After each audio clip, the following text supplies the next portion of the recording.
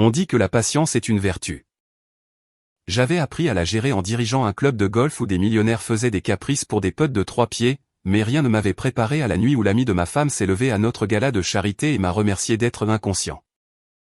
Une phrase de ma part a figé toute la pièce. Mon nom est Malcolm Bradford. J'ai 44 ans et je suis le directeur du Pinehurst Ridge Golf Club depuis 11 ans. C'est une belle vie que de gérer un club privé où avocats et médecins viennent oublier leur stress pendant 18 trous. Je connais chaque membre par son nom, chaque épouse, chaque enfant qui a appris à manier un club sur notre practice. Je pensais connaître ma femme aussi. Allison et moi sommes mariés depuis 8 ans. Elle a amené 2 enfants dans notre mariage, William et Anna, de son premier mari, Scott. Il avait été un désordre à l'époque, buvant tout au long de leur mariage jusqu'à ce qu'elle le quitte enfin. Je suis intervenu quand William avait 12 ans et Anna 9. Je suis devenu le père dont ils avaient besoin. J'ai appris à William comment lire un green, comment serrer la main avec confiance. J'ai aidé Anna avec ses devoirs d'algèbre. Je l'ai emmené à l'entraînement de volleyball tous les mardis et jeudis. Ils m'ont appelé papa en moins de 6 mois. La fête était censée être une célébration. Le gala annuel de collecte de fonds de Pinehurst Ridge. Tenue de soirée. 200 invités. Champagne coulant sous les guirlandes lumineuses sur la terrasse principale. Je l'avais organisé moi-même, chaque détail. Allison était magnifique ce soir-là dans une robe bleu marine qui captait la lumière quand elle bougeait. Je me souviens avoir pensé à quel point j'étais chanceux. Kyle Harrison était là. Il avait rejoint le club il y a 2 ans, un directeur des ventes flamboyant qui jouait avec un handicap de 12 et avait toujours une histoire qui traînait en longueur. Allison s'était lié d'amitié avec lui via le comité des événements. Ils travaillaient ensemble à la planification de tournois, d'enchères caritatives. C'est juste un ami, m'avait-elle dit plus d'une fois. Ne sois pas jaloux, Mal. Je n'étais pas jaloux. J'étais aveugle. Le toast est venu après le dîner. Pendant la partie enchère de la soirée, Kyle s'est levé, vers le V, son sourire de façade. Je veux rendre hommage à quelqu'un de spécial ce soir, a-t-il annoncé, sa voix portant sur la terrasse. À Malcolm, notre intrépide directeur de club, qui ne connaît apparemment pas sa femme, avec qui j'ai eu des consultations privées pendant des mois maintenant. Le rire a commencé incertain, comme si les gens ne savaient pas si c'était une blague. Puis il est mort complètement. On entendait la fontaine derrière nous. L'eau ruisselant sur la pierre. La fourchette de quelqu'un a teinté contre la porcelaine. Le visage d'Allison est devenu blanc. Je n'ai pas crié, je n'ai pas donné de coup de poing. Je me suis juste levé lentement, j'ai posé mon verre avec soin, et j'ai regardé directement Kyle. Merci de confirmer tout ce dont j'avais besoin, ai-je dit, d'une voix calme et froide. Puis je me suis tourné vers Allison. William est au courant. Il m'a montré les captures d'écran il y a 6 mois. Un mouvement. C'est tout ce qu'il a fallu. La pièce est devenue silencieuse. Ma femme s'est figée, son expression passant du choc à l'horreur à quelque chose qui ressemblait à de la compréhension. Elle savait alors que j'avais eu 10 coups d'avance tout le temps. Je suis parti de cette terrasse avec ma dignité intacte et je n'ai jamais regardé en arrière. Je ne suis pas rentré chez moi cette nuit-là. Je ne pouvais pas supporter l'idée de dormir sous le même toit où elle avait probablement répété ses excuses. Au lieu de cela, j'ai conduit au club, je suis entré dans mon bureau et je me suis assis dans le noir en regardant des images de sécurité que j'avais tirées il y a des semaines. Des images d'Allison et Kyle sur le parking après une réunion du comité, debout trop près, sa main sur son bas du dos. Rien d'explicite, mais suffisant. Toujours suffisant si vous savez ce que vous cherchez. Mon téléphone a commencé à sonner vers minuit. Allison, 15 fois. Puis William a appelé. Papa, où es-tu? Sa voix était tendue d'inquiétude. Je suis au bureau, mon fils. Je vais bien. Maman est en train de perdre la tête. Elle pleure, disant que tout est un malentendu. Il a fait une pause et j'ai entendu la colère sous ses mots. Je lui ai dit que je t'avais donné ces captures d'écran. Elle a essayé de dire que j'avais envahi sa vie privée. Tu peux croire ça? Je pouvais. Quand les gens sont pris, ils réécrivent les règles pour se faire passer pour des victimes. William, écoute-moi. Rien de tout cela n'est de ta faute. Tu as fait ce qu'il fallait. Je sais. Sa voix s'est affermie. Anna panique, cependant. Elle ne comprend pas ce qui se passe. Maman ne veut pas lui dire la vérité. Je parlerai à Anna demain. Dors bien. Tu reviens. Pas ce soir. J'ai raccroché et j'ai regardé mon bureau, le cadre photo que j'avais retourné il y a 3 mois. C'était de notre jour de mariage. Allison en blanc, moi dans un costume gris, William et Anna debout entre nous. Nous ressemblions à une vraie famille. Peut-être l'avons-nous été pendant un certain temps. Mais quelque part en cours de route, elle a décidé que je n'étais pas assez. Le soleil s'est levé sur le 18e trou, rose et or se répandant sur le parcours. J'avais toujours aimé cette vue. La façon dont la rosée du matin faisait scintiller le fairway comme du verre. J'ai fait du café dans la cuisine du clubhouse. J'ai vérifié mes emails. Il y en avait déjà un de mon avocat. Envoyé à 6h30. Objet, document prêt à être examiné. Je l'avais contacté il y a 2 mois. Juste après que William m'ait tout montré. Des captures d'écran de messages entre Allison et Kyle parlant de se rencontrer. Des blagues internes, des messages qui franchissaient toutes les lignes qu'une personne mariée ne devrait pas franchir. Rien de physique que je puisse prouver, mais l'affaire émotionnelle était claire comme de l'eau de roche. Mon avocat avait rédigé un accord de séparation, une division des biens, des arrangements de garde. Tout ce dont j'avais besoin pour me protéger et protéger les enfants. Le plus drôle, en tant que directeur de club de golf, c'est que l'on apprend la patience. On voit les membres jeter leur club après de mauvais coups, quitter les parcours en colère, perdre leur sang-froid pour un putt de 3 pieds. Puis on regarde les bons joueurs, ceux qui respirent, évaluent la position, choisissent le bon club et exécutent. C'est ce que je faisais depuis 6 mois. Évaluer, planifier, préparer. Allison pensait qu'elle était astucieuse, supprimant des messages, effaçant son historique d'appels. Elle ne savait pas que j'avais ajouté un logiciel de surveillance à notre forfait téléphonique après la première fois que j'avais eu des soupçons. Légal puisque j'étais le titulaire du compte. Tout ce qu'elle supprimait, je le voyais. Chaque appel à Kyle, chaque message concernant leur déjeuner et leur rendez-vous café, je le documentais. Vers 8h, mon assistante, Louise, est arrivée et m'a trouvé assis à mon bureau dans mon smoking de la veille. « Patron, vous avez l'air d'un zombie. » Il a posé un burrito pour le petit déjeuner sur mon bureau. La nouvelle circule déjà à propos d'hier soir. Les membres en parlent. Laissez-les parler. Kyle Harrison a essayé d'appeler ici ce matin, 2 fois. Je ne l'ai pas mis en relation. Bien. S'il se présente, demandez à la sécurité de l'escorter hors de la propriété. Il est banni du club. Louis a levé les sourcils. Vous pouvez faire ça? Je suis le directeur. Les règlements du club me donnent le pouvoir discrétionnaire de révoquer un abonnement pour conduite préjudiciable à la réputation du club. Ce qui s'est passé hier soir est qualifié. J'ai ouvert mon ordinateur portable, tiré le dossier de membre de Kyle, lui ai envoyé une lettre certifiée. Adhésion résiliée. Avec effet immédiat, aucun remboursement de ses cotisations annuelles. Louis a souri. Mon vieux, vous ne rigolez pas. Plus maintenant. Mon téléphone a de nouveau vibré. Allison. J'ai laissé aller au répondeur. J'ai regardé la notification apparaître.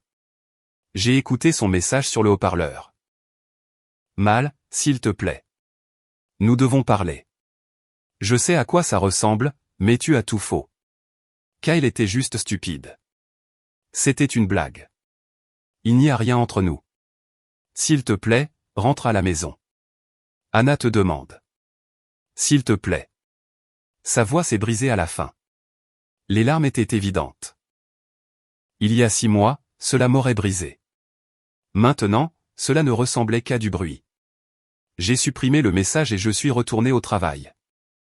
3 jours après le gala, j'étais assis en face de mon avocat dans son bureau du centre-ville. Robert Hutchkin pratiquait le droit de la famille depuis 30 ans, il avait géré plus de divorces que je ne pouvais en compter. Il a glissé un dossier épais de documents sur son bureau en acajou. « Vous avez été minutieux », a-t-il dit, impressionné. La plupart des clients viennent me voir émotifs et non préparés. Vous avez des relevés bancaires, des relevés téléphoniques, des titres de propriété, tout est organisé par date. J'ai eu 6 mois pour me préparer, ai-je répondu. Une fois que William m'a montré ses captures d'écran, je savais que ce jour allait arriver. Robert a feuilleté l'accord prénuptial qu'Alison et moi avions signé il y a 8 ans. À l'époque, j'étais propriétaire de la maison, j'avais des investissements de mes années de travail dans l'hôtellerie d'entreprise avant de prendre le poste de directeur de club. Le contrat de mariage protégeait mes actifs apportés au mariage. Tout ce qui était acquis pendant le mariage serait partagé à 50-50 à moins qu'une partie ne viole la clause d'infidélité. Cette clause est solide, a dit Robert en tapotant la page. Si nous pouvons prouver une infidélité émotionnelle, même sans preuve physique, vous gardez tout, la maison, les comptes d'investissement, la Volvo qui est à votre nom. Qu'en est-il des enfants? William a 20 ans, donc la garde n'est pas un problème. Anna, 17 ans, en Caroline du Nord. À son âge, le juge prendra fortement en compte sa préférence en matière d'arrangement de vie. J'ai acquiescé, sachant déjà que Anna me choisirait. Elle avait à peine parlé à sa mère depuis la fête. Alison avait essayé de s'expliquer en disant que c'était un malentendu, mais Anna n'était pas stupide. Elle avait vu le visage de sa mère quand j'avais mentionné les captures d'écran. Il y a autre chose, continua Robert. La requête d'adoption que vous avez déposée il y a 4 mois pour l'enfant du Texas. Ma poitrine s'est serrée. Mia, 8 ans, yeux marrons, sourire à faussettes sur chaque photo que l'agence avait envoyée. Je lui avais écrit pendant des mois, lui envoyant des dessins et des livres, planifiant comment nous allions transformer la chambre d'amis en sa chambre. L'agence a suspendu la demande lorsqu'elle a appris la séparation, a dit Robert doucement. La loi de l'État exige un environnement familial stable pour les adoptions hors de l'État. Tant que votre divorce ne sera pas finalisé et que vous ne pourrez pas prouver un logement et un revenu stable en tant que parent célibataire, la demande est en attente. Je me suis adossé, sentant quelque chose se tordre dans mes entrailles. Mia attendait déjà depuis 3 ans dans le système de famille d'accueil. Maintenant, elle allait attendre plus longtemps parce qu'Alison n'avait pas pu tenir ses vœux de mariage. Combien de temps avant la finalisation?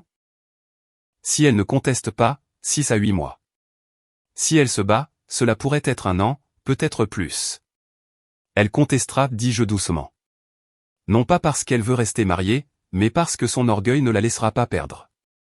Robert acquiesça, sans surprise. Alors nous nous préparons au combat. Cet après-midi-là, je suis rentré à la maison pendant qu'Alison était au travail. William m'avait envoyé un SMS pour me dire que la voie était libre. J'avais besoin de faire mes valises, de prendre des documents, des objets personnels. Le plan était de rester dans un hôtel de séjour prolongé près du club jusqu'à ce que je trouve un appartement. Anna était à la maison, censée être à l'école, mais assise dans la cuisine, les yeux rouges et une tasse de thé. Papa. Elle s'est levée rapidement, est venue me prendre dans ses bras très fort. Et, ma petite fille. Je l'ai tenue, sentant qu'elle tremblait légèrement. Tu vas bien? Non. Elle s'est reculée, s'est essuyée les yeux. Maman n'arrête pas d'essayer de me parler, mais je ne peux même pas la regarder. Elle a fait ça. Elle a tout gâché. Anna, écoute-moi. Ce qui s'est passé entre ta mère et moi, c'est entre adultes. Tu n'as pas à choisir de camp. Mais je choisis. Sa voix était ferme. Plus âgée que 17 ans. Je te choisis. C'est toi qui es venu. C'est toi qui voulais vraiment être ici. Ces mots m'ont frappé plus fort que n'importe quelle balle de golf aux côtes. Je l'ai serré de nouveau contre moi, j'ai embrassé le sommet de sa tête. Je prends un appartement, ai-je dit. 2 chambres, une pour toi quand tu veux. Je le veux maintenant. Je veux emménager avec toi. Attendons que les choses se règlent légalement. D'accord? Mais je te promets que tu auras une place chez moi. Elle a acquiescé contre ma poitrine. Et Mia? Alors elle savait. Bien sûr qu'elle savait.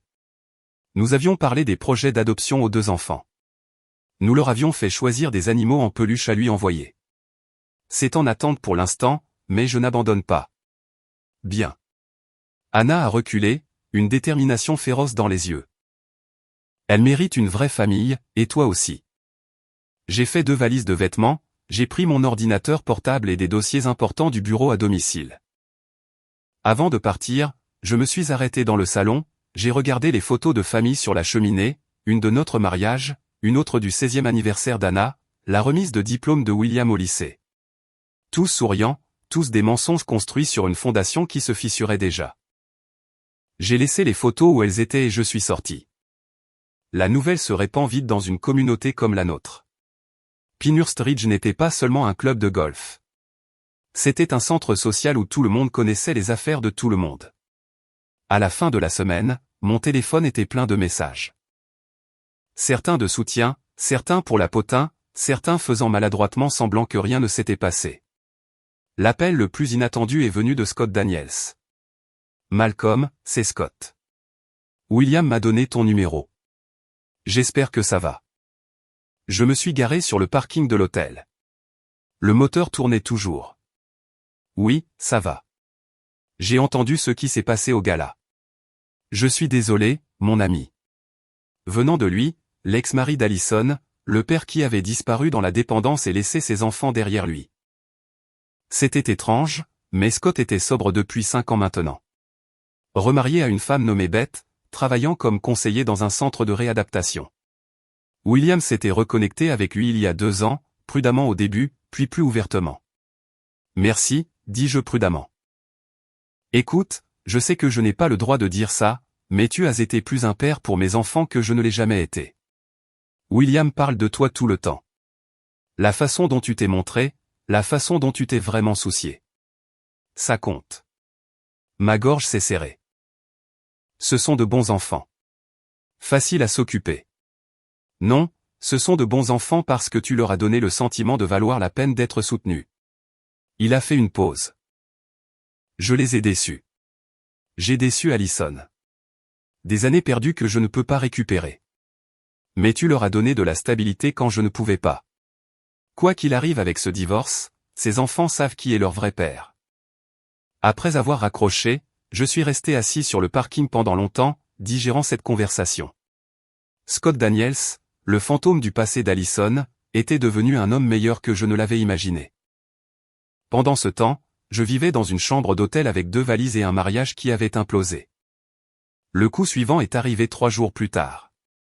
J'étais dans mon bureau, examinant des demandes d'adhésion, quand Louis a frappé à la porte, son expression sombre. « Patron, on a un problème.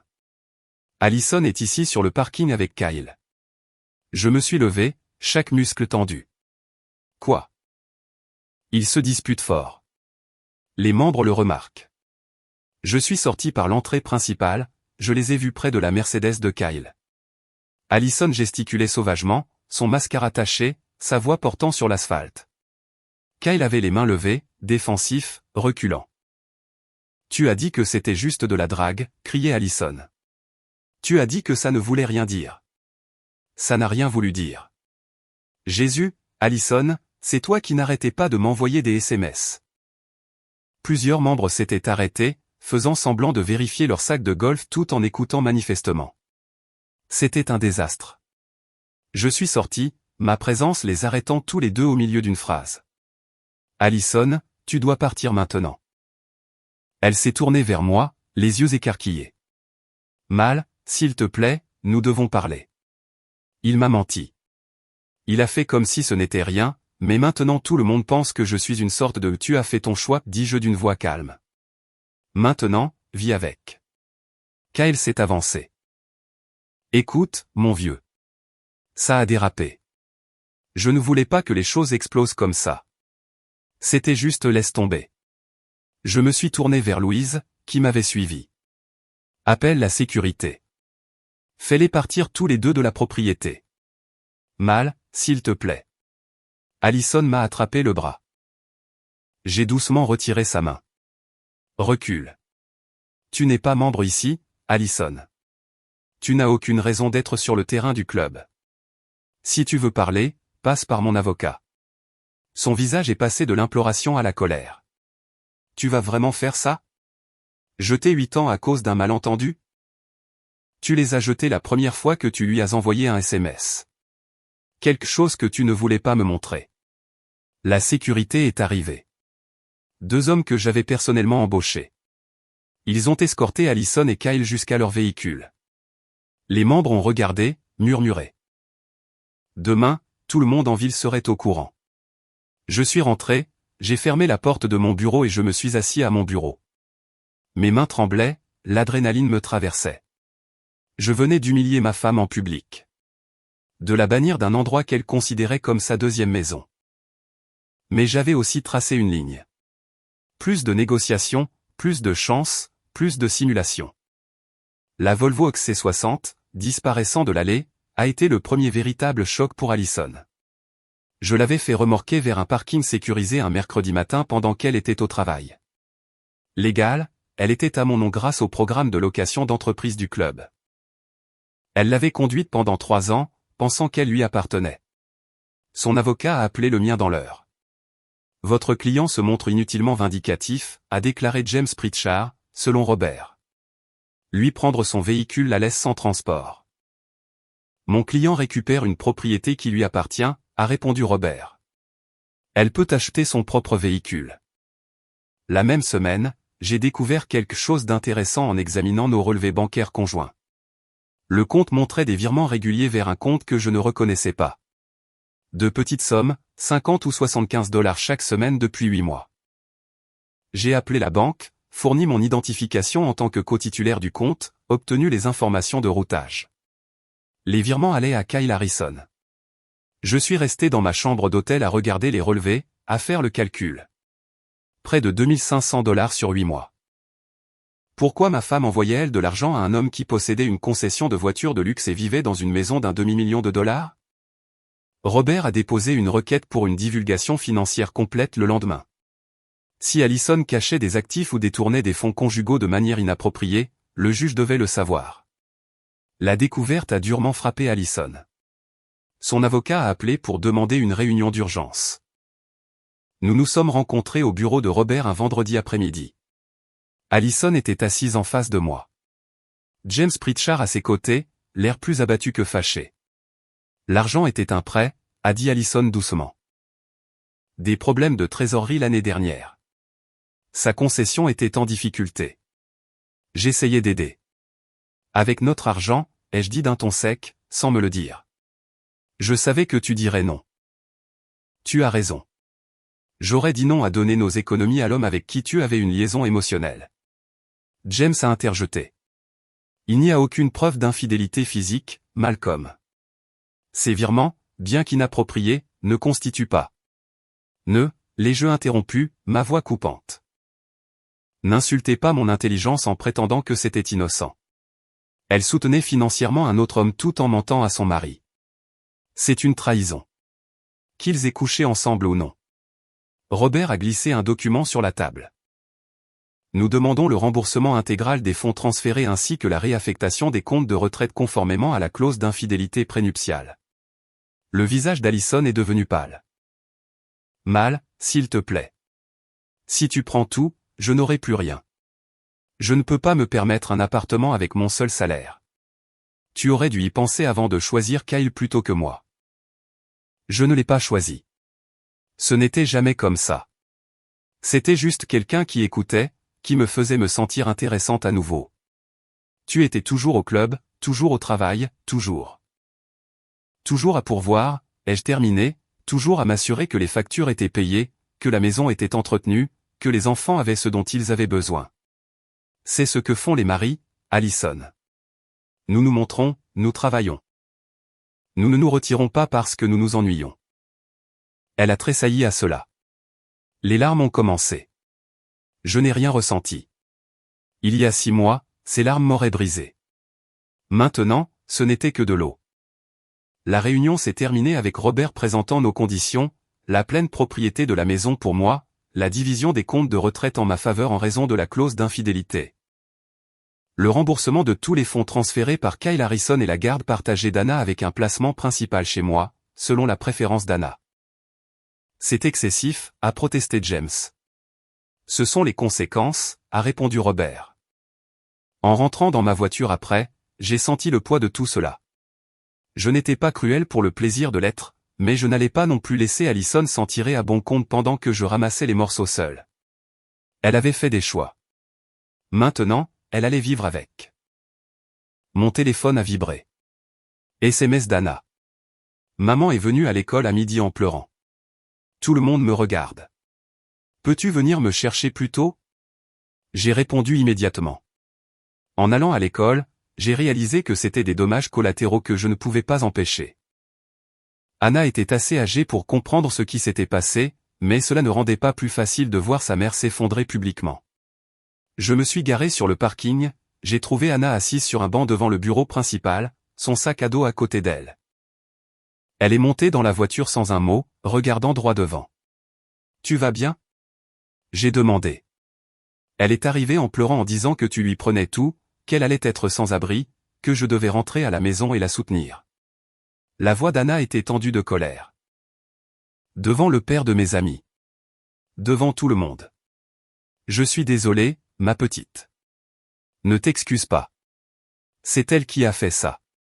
C'est elle qui a tout gâché. Anna s'est tournée vers moi, les yeux féroces. Je lui ai dit que je restais avec toi, qu'elle devait s'occuper de sa propre vie au lieu d'essayer de me culpabiliser pour que je la répare. À 17 ans, ma belle-fille avait plus de cran que la plupart des adultes. J'ai tendu la main, lui ai serré la main. Je suis fier de toi, Anna. On peut prendre une glace ? Absolument. Nous avons conduit jusqu'au salon de crème glacée local, avons commandé des coupes glacées ridicules dont nous n'avions pas besoin, et nous nous sommes assis dehors dans le froid de février, faisant semblant que tout était normal. Parfois, c'est tout ce que l'on peut faire. 3 semaines après avoir vécu à l'hôtel, j'ai reçu une invitation que j'avais oubliée. Le dîner annuel des anciens de Pinur Street honorant les membres qui avaient été au club pendant plus de 20 ans. En tant que directeur, on s'attendait à ce que j'y assiste et que je prononce un discours. Normalement, Allison serait venue avec moi. Cette année, j'y suis allé seul. La salle de bal était bondée, peut-être 150 personnes en tenue de cocktail, échangeant et se remémorant des souvenirs. J'ai serré des mains, fait la conversation, et évité les questions sur Allison avec une déflexion habile. Puis je l'ai vue, Amanda Pierce. Elle se tenait près du bar, riant de quelque chose que disait un des membres plus âgés. Flûte de champagne à la main. Les mêmes cheveux auburn, le même sourire éclatant, mais plus âgé maintenant, des rides autour des yeux qui la rendaient d'une certaine manière plus jolie. Amanda avait été ma petite amie à l'université. La fille que j'avais failli demander en mariage avant l'obtention de notre diplôme, et la vie nous avait emmenés dans des directions différentes. Elle était partie à Charlotte pour ses études supérieures. J'avais pris un emploi à Raleigh. Nous nous étions promis de rester en contact et ne l'avions pas fait. C'était il y a 20 ans. Elle m'a vu et son expression est passée de la surprise à quelque chose de chaleureux. Elle s'est excusée, s'est approchée. Malcolm Bradford, j'ai entendu dire que vous dirigiez cet endroit maintenant. Amanda Pierce. J'ai souri. J'ai vraiment souri pour la première fois depuis des semaines. Qu'est-ce qui vous ramène ici ? Mon père reçoit un prix d'excellence pour l'ensemble de sa carrière ce soir. Je me suis dit que je devrais me montrer. Elle a fait un geste vers la foule. Je n'aurais jamais pensé vous voir ici, cependant. La dernière fois que j'ai entendu parler de vous, vous étiez dans l'hôtellerie d'entreprise à Atlanta. C'était il y a une éternité. Je suis revenu en Caroline du Nord il y a 8 ans. J'ai pris ce poste et je me suis marié. Votre femme est ici ce soir ? La question est restée en suspens. Chargée d'histoires et de complications présentes. J'ai décidé d'être honnête. Séparé. En instance de divorce, en fait. Son expression s'est adoucie avec compréhension, pas de pitié. Je suis désolé. C'est difficile. Ça l'est, mais c'est aussi nécessaire. J'ai fait une pause et j'ai demandé, et vous ? Divorcé il y a 3 ans. Pas d'enfant. Séparation à l'amiable. Il voulait déménager à Seattle pour le travail. Je voulais rester près de ma famille. Nous voulions des choses différentes. Elle a haussé les épaules, prenant une gorgée de champagne. La vie arrive. Nous avons parlé pendant le dîner, rattrapant 20 ans et des fragments entre les discours et les applaudissements. Elle était architecte paysagiste maintenant, travaillait sur des projets de parcs publics dans les Carolines.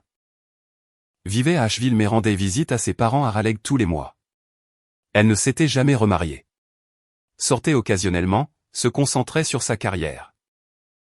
Après la cérémonie de remise des prix, nous nous sommes retrouvés sur la terrasse surplombant le 18e trou, la même terrasse où tout avait implosé au gala 3 semaines auparavant. C'est là que ça s'est passé, ai-je dit doucement. là où mon mariage a pris fin. Tu veux en parler? Étonnamment, oui. Je lui ai raconté toute l'histoire. Les captures d'écran de William. Les 6 mois de planification, le toast de Kyle. Mon départ. Amanda a écouté sans jugement. Juste hochant la tête occasionnellement. Tu l'as géré avec plus de grâce que la plupart ne l'auraient fait, a-t-elle finalement dit. Je ne me sentais pas gracieux. Je me sentais survivre. Parfois, c'est la même chose. Elle a regardé le parcours obscurci. Pour ce que ça vaut, le Malcolm que je connaissais à l'université aurait fait une scène. Tu as grandi. Il le fallait. Quand tu élèves les enfants de quelqu'un d'autre, tu apprends la patience. Nous sommes restés là dans un silence confortable, le genre qui n'existe qu'entre des gens qui se sont bien connus autrefois. Finalement, Amanda s'est tournée vers moi. Je suis en ville jusqu'à la fin de la semaine. Voudrais-tu prendre un café? Juste comme de vieux amis qui se retrouvent, rien de plus. J'ai hésité, mais seulement une seconde. J'aimerais ça. Bien. Elle a souri, a sorti son téléphone. Donne-moi ton numéro. Nous avons échangé nos coordonnées, nous nous sommes dit bonne nuit avec une étreinte qui a duré juste un peu plus longtemps qu'une amitié. En rentrant à l'hôtel, j'ai ressenti quelque chose que je n'avais pas ressenti depuis des mois. L'espoir. Pas pour une romance. Pas encore. Mais l'espoir que la vie après Allison pourrait être bonne. Que les chapitres à venir pourraient être meilleurs que ceux passés. L'enveloppe est arrivée à mon hôtel un jeudi matin, réexpédiée du club. Papier crème, écriture élégante, pas d'adresse d'expéditeur. Je l'ai ouverte, debout près de la fenêtre. Le café refroidissait sur le bureau. Scott Daniels et Beth Morrison ont le plaisir de vous inviter à leur cérémonie de mariage. Je l'ai fixé un long moment. Scott, l'ex-mari d'Allison, l'homme qui avait abandonné William et Anna à son addiction, allait se marier et il m'invitait. La cérémonie était prévue pour le 15 avril, dans 2 mois.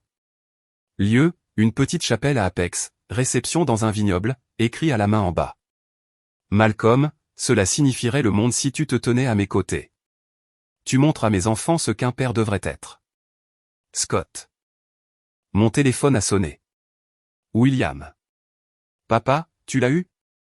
L'invitation? Oui, je viens de l'ouvrir. Il m'a demandé d'être son témoin.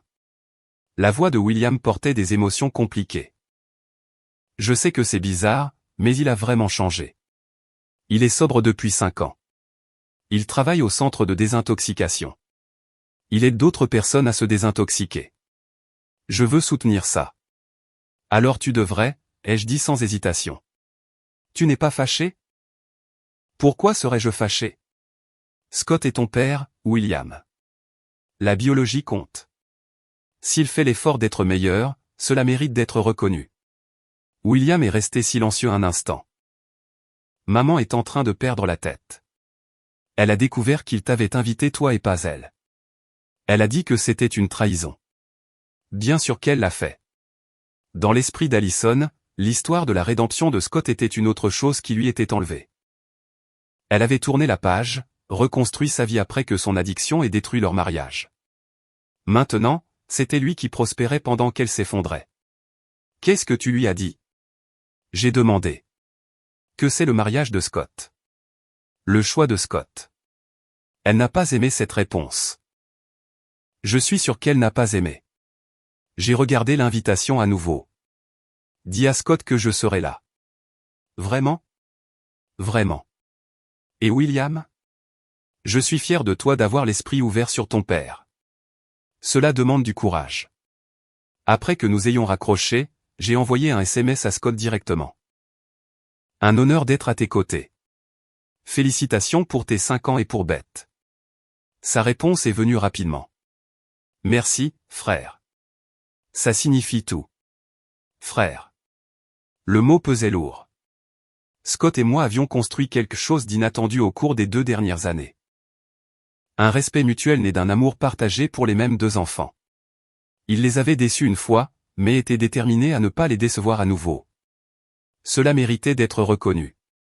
Cet après-midi-là, j'ai pris un café avec Amanda. Nous nous rencontrions une fois par semaine depuis le dîner des anciens. Nous faisions attention à garder les choses platoniques, juste de vieux amis qui se retrouvent. Mais il y avait quelque chose, un courant sous-jacent que ni l'un ni l'autre n'abordait directement. Scott Daniels m'a invité à son mariage, lui dis-je en remuant le sucre dans mon café. Amanda a haussé les sourcils. L'ex-mari de ta femme t'a invité à son mariage. Bientôt ex-femme. Et oui, apparemment je suis témoin. C'est soit très mature, soit très bizarre. Peut-être les deux. Je lui ai montré l'invitation. Il a travaillé dur pour reconstruire sa relation avec William et Anna. Je respecte ça. Tu es un homme meilleur que la plupart, a dit Amanda en m'étudiant. La plupart des hommes en voudraient à l'ex de leur femme, surtout dans ta situation. Le ressentiment prend de l'énergie. Je n'en ai pas. Scott essaie. C'est plus que ce qu'Allison fait, a dit Amanda en posant sa tasse, son expression devenant plus sérieuse. Puis-je te demander quelque chose de personnel?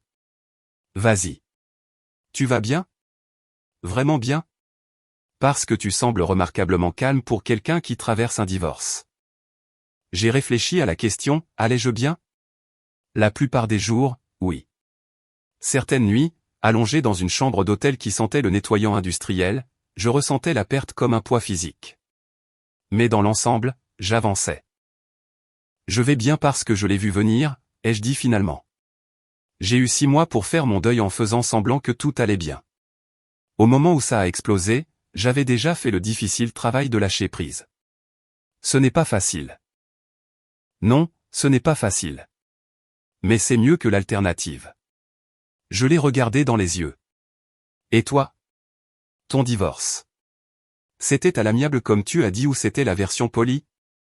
Elle a souri légèrement. Version polie. La vérité est qu'il a trompé. J'ai découvert, j'ai demandé le divorce, j'ai pris la moitié de tout et j'ai déménagé à Asheville pour recommencer. Il m'a fallu 2 ans pour ne plus être en colère. Je suis désolé. Ne le sois pas. La meilleure chose qui me soit arrivée. Cela m'a fait réaliser que je préférerais être seul qu'avec quelqu'un qui ne valorise pas l'engagement. Elle a fait une pause. C'est ce qui s'est passé avec Allison? Elle ne le valorisait pas. Elle valorisait l'idée plus que la réalité. Quand la réalité est devenue ennuyeuse, elle a cherché ailleurs. Sa perte, a dit Amanda simplement. Nous avons fini notre café, sommes sortis du parking. Avant de monter dans sa voiture, Amanda s'est tournée vers moi. Je vais dire quelque chose, et tu peux l'ignorer si tu veux, mais je pense que tu devrais savoir que te revoir après toutes ces années, ça m'a rappelé pourquoi je suis tombée amoureuse de toi à l'université. Tu es stable, Malcolm. Tu es présent. C'est rare. Mon cœur a fait quelque chose de compliqué. Amanda, je ne demande rien. Elle m'a interrompu doucement. Tu es toujours marié, toujours en train de digérer. Je voulais juste que tu saches que quand tu seras prêt, si tu es intéressé, j'aimerais voir où cela pourrait nous mener. Pas de pression, pas d'attente, juste des possibilités. Elle est montée dans sa voiture et est partie, me laissant sur le parking avec une invitation à un mariage dans une main et la possibilité de quelque chose de nouveau dans l'autre. L'audience préliminaire a eu lieu un mardi pluvieux de mars. Robert m'avait minutieusement préparé, répondre directement aux questions, rester calme, ne pas céder aux appels émotionnels d'Allison.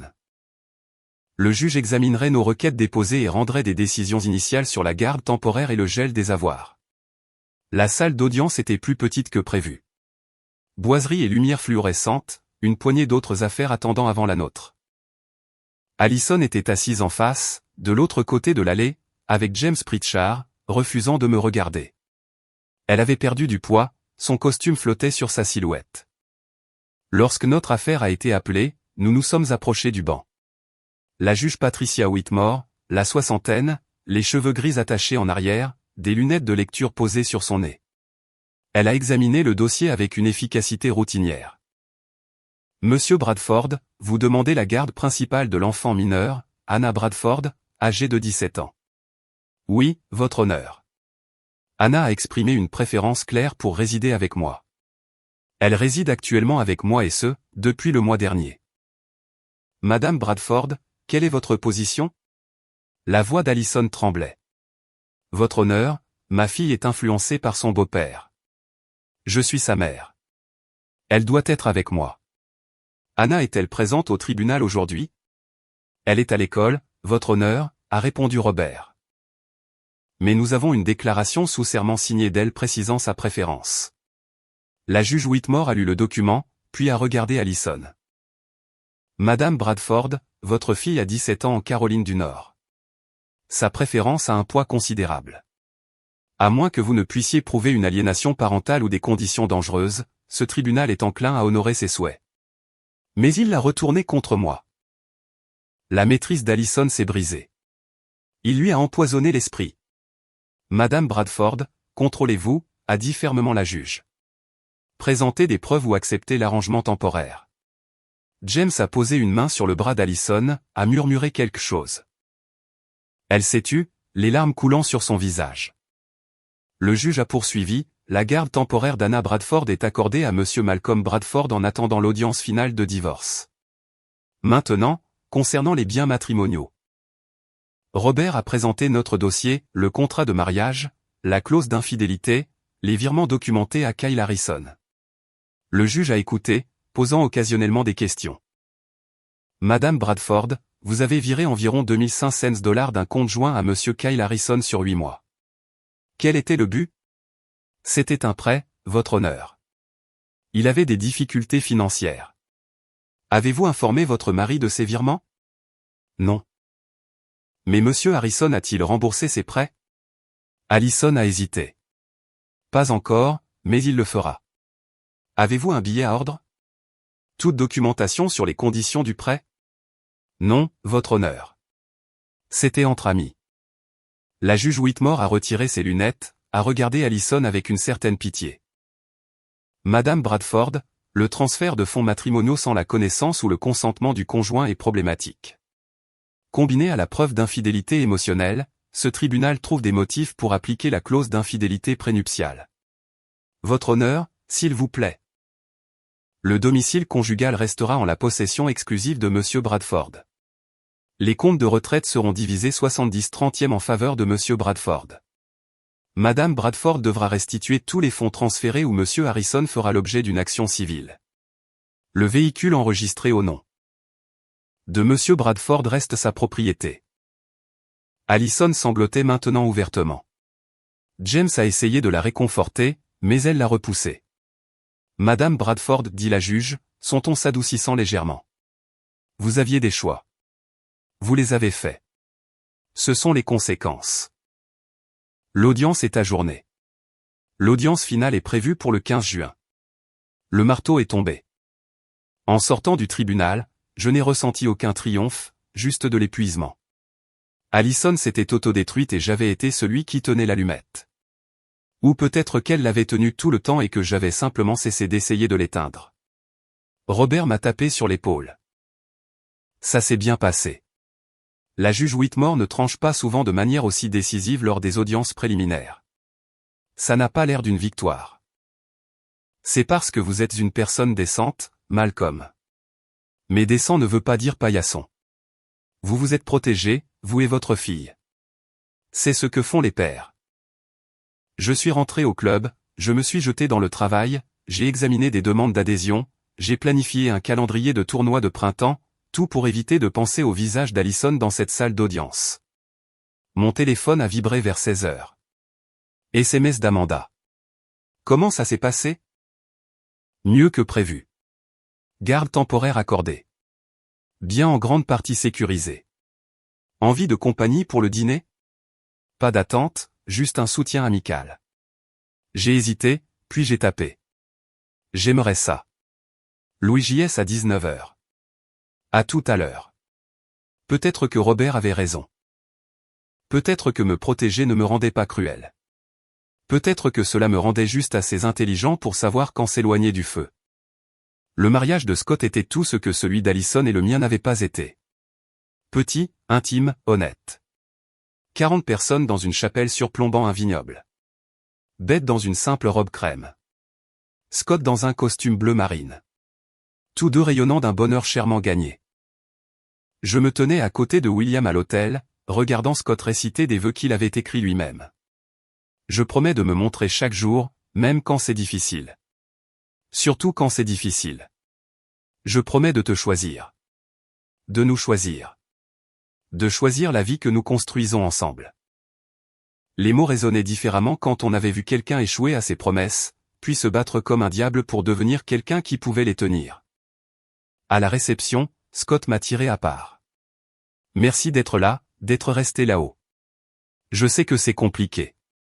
Ce n'est pas compliqué, ai-je dit. Honnêtement, tu es un homme bien maintenant. C'est ça qui compte. Je ne l'ai pas toujours été.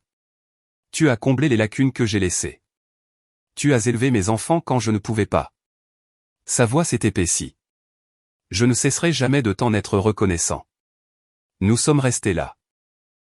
Deux hommes qui aiment les mêmes enfants, qui avaient tous deux été mariés à la même femme, qui avaient trouvé une fraternité inattendue dans les décombres.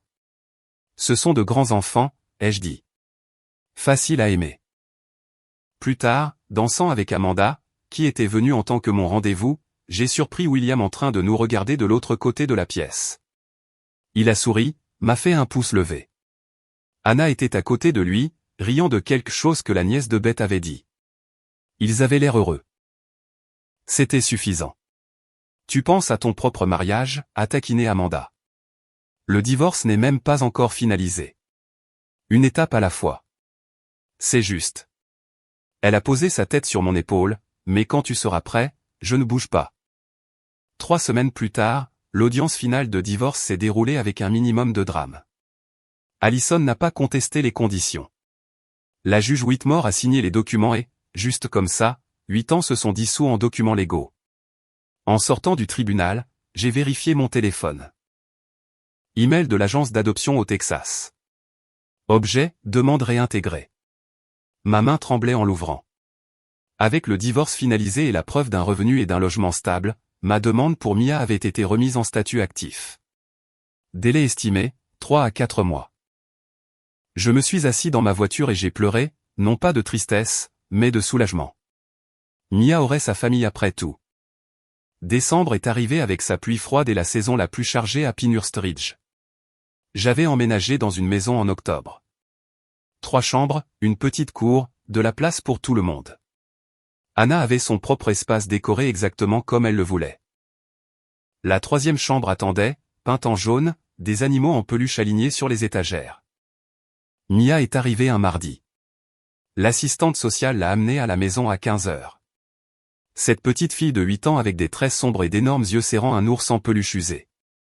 Elle avait l'air terrifiée. « Bonjour Mia », ai-je dit, m'accroupissant à son niveau. « Je suis Malcolm. Je t'ai écrit. » Elle a acquiescé, ne parlant pas « Voici ta sœur, Anna », ai-je continué. Anna a fait un signe de la main, souriant doucement. « Et voici Amanda.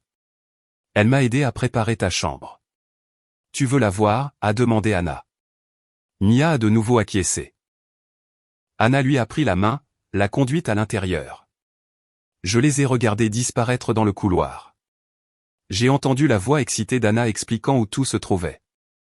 Amanda m'a serré l'épaule. « Tu as réussi.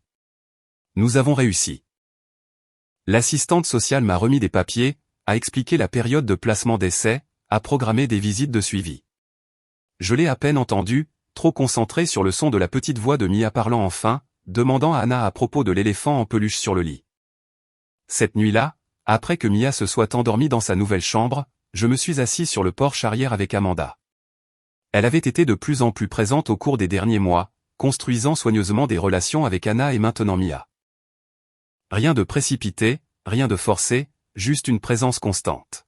« Tu penses qu'elle s'adaptera bien ?» a demandé Amanda. « Elle le fera. Les enfants sont résilients. » Je lui ai pris la main. « Merci d'être là pour tout ça. » Où serais-je d'autre ? Une voiture s'est arrêtée devant. William, rentré de l'université pour les vacances d'hiver. Il est venu par l'arrière. Il a souri en nous voyant. Elle est là, endormie à l'étage. Dans la chambre jaune. Je peux jeter un coup d'œil. Vas-y doucement. Il est entré. J'ai entendu ses pas dans les escaliers, le léger grincement de la porte de Mia s'ouvrant, se refermant. Quand il est ressorti, ses yeux étaient humides. Elle avait l'air si petite dans ce grand lit. Elle y grandira. William s'est assis sur les marches du porche, à regarder la cour. Tu sais, quand maman a tout détruit, je pensais que notre famille était finie. Mais nous ne sommes pas finis. Nous sommes juste différents. Meilleurs peut-être. Certainement meilleurs, a appelé Anna depuis l'embrasure de la porte. Elle avait écouté. Nous nous sommes choisis. Ça compte plus que la biologie. Elle avait raison. Cette famille, construite à partir de morceaux brisés et de secondes chances, maintenue par le choix et l'engagement, était plus forte que tout ce que la biologie pouvait créer. Mon téléphone a vibré. Email d'Alison. Je n'avais pas eu de ses nouvelles depuis des mois. Pas depuis la finalisation du divorce. Objet, je suis désolé. Je l'ai ouvert. Malcolm, je sais que je n'ai pas le droit de te contacter, mais j'avais besoin de dire ça. Je suis désolé. Non pas d'avoir été prise, non pas d'avoir tout perdu. Mais d'avoir jeté quelqu'un qui m'aimait vraiment. Tu méritais mieux que ce que je t'ai donné. Les enfants méritaient mieux. J'espère que tu es heureux. J'espère que tu as trouvé la paix. Tu l'as mérité. Alison. Je l'ai lu 2 fois, puis j'ai levé les yeux vers les gens sur mon porche. William, Anna, Amanda, Miador à l'étage. C'était ma famille maintenant. C'était la paix. J'ai répondu, je te pardonne. Sois bien. Puis j'ai rangé mon téléphone et je suis retourné vivre.